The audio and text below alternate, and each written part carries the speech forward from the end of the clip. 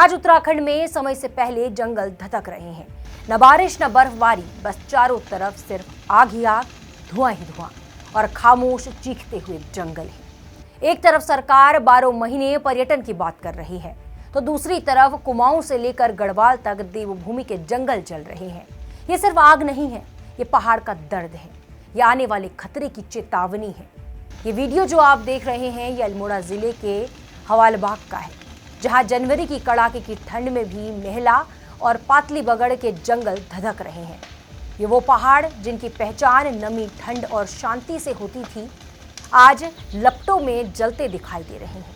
स्थानीय लोग डरे हुए हैं, हवा के साथ आग फैल रही है और हर कोई एक ही सवाल पूछ रहा है, अगर सर्दी में ये हाल है तो गर्मियों में क्या होगा। और ये हालात सिर्फ अल्मोड़ा तक सीमित नहीं है, बल्कि उत्तराखंड की शान, दुनिया की धरोहर यूनेस्को द्वारा मान्यता प्राप्त फूलों की घाटी, वही फूलों की घाटी जो नंदा देवी राष्ट्रीय उद्यान के अंतर्गत आती है। वहां पिछले 7 दिनों से जंगल जल रहे हैं।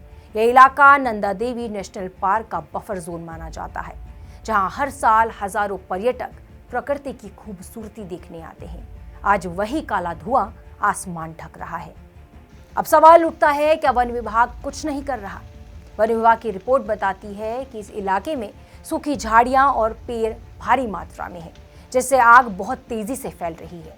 लेकिन सबसे बड़ी परेशानी है दुर्गम पहाड़ी इलाका, जहां दो टीमें तैनात तो है, लेकिन पत्थर गिरने, तेज हवाओं और जलते पेड़ों के कारण अंदर तक पहुंचना जानलेवा साबित हो सकता है। और सच्चाई ये भी है कि वन विभाग के पास आधुनिक उपकरणों की भारी कमी है, न पर्याप्त फायर फाइटिंग इक्विपमेंट्स है, न हवाई संसाधन। नतीजा यह है कि आग के सामने इंसान कई बार मजबूर हो जाता है।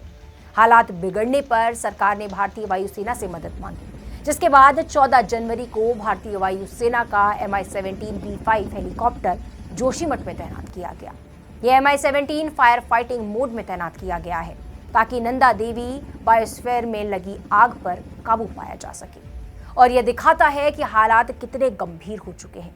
दूसरी तरफ मौसम विभाग ने साफ कह दिया है कि आने वाले 10 दिनों तक बारिश की कोई संभावना नहीं है, यानी आग का खतरा और बढ़ेगा। यह सिर्फ लापरवाही नहीं है, यह क्लाइमेट चेंज की दस्तक है।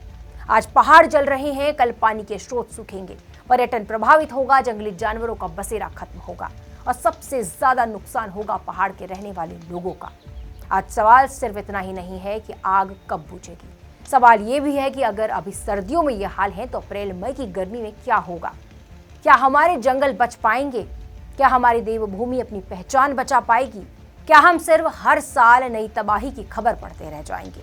क्योंकि यह आग सिर्फ जंगल नहीं जला रही, ये पहाड़ों का भविष्य जला रही है। अब भी वक्त है, सिर्फ हेलीकॉप्टर भेजने से नहीं, स्थायी समाधान चाहिए, आधुनिक उपकरण चाहिए, वनकर्मियों को संसाधन चाहिए और सबसे जरूरी, प्रकृति के साथ खिलवाड़ बंद करना होगा। वरना जिस देवभूमि को हम गर्व से दिखाते हैं, वही देवभूमि एक दिन धुएं में खो जाएगी।